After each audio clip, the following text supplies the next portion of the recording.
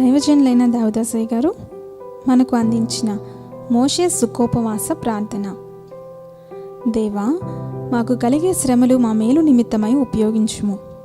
ఇశ్రాయేలీలకు ఐగుప్తులో కలిగిన శ్రమల ద్వారా వారిని ఒక ప్రత్యేక జనముగా యుండుటకు సిద్ధపరిచిన రీతిగా మమ్మను కూడా సిద్ధపరచుము. దేవా, వెనక ఉన్న శత్రువుల వల్ల కానీ ఎదుట ఉన్న నీళ్ళ వల్ల కానీ హాని కలగకుండా అద్భుతమైన రీతిగా నీ జనులను కాపాడిన విధముగా మమ్ములను కూడా సైతాను, లోకము, శరీరము అను శత్రువుల నుండి కాపాడి ఆటంకముల నుండి విడిపించుమని వేడుకొనుచున్నాము.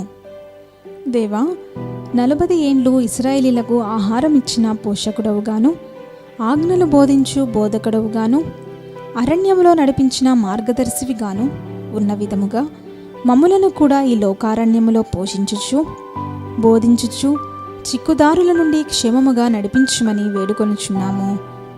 ఇశ్రాయేలీలకు ప్రార్థనా సమయమందు జయము కలిగినట్లు విసుగుదల లేని ప్రార్థనా శక్తిని అనుగ్రహించుము. ఈ ప్రార్థనా చేతులు వాలకుండునట్లు మమ్మును బలపరచుము.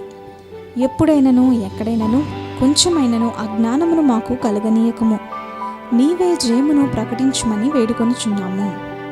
ఆనందకరమైన దేవా, చేదు నీళ్లను మంచి నీళ్లగాను, సామాన్య జలమును ద్రాక్ష రసముగాను మార్చిన నీవు మా కన్నీళ్లను ఆనంద బాష్పములుగా మార్చుమని వేడుకొనుచున్నాము.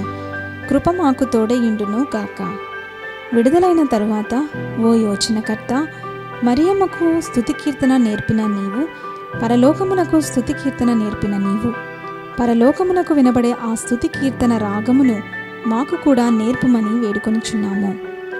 నీ జనాంగమునకు అరణ్యములో ఆరాధన స్థలమును నియమించిన దేవా, నీ దానములు పొందే పని కంటెను, శత్రువులతో పోరాడే పని కంటెను, నీ సన్నిధిని కూర్చుండి నిన్ను ఆరాధించే పని మహాశ్రేష్టమైనదని మాకు బోధించుము. నిన్ను ఆత్మతోనూ సత్యముతోనూ ఆరాధించే హృదయములను మాకు అనుగ్రహింపుము. ఆమేన్.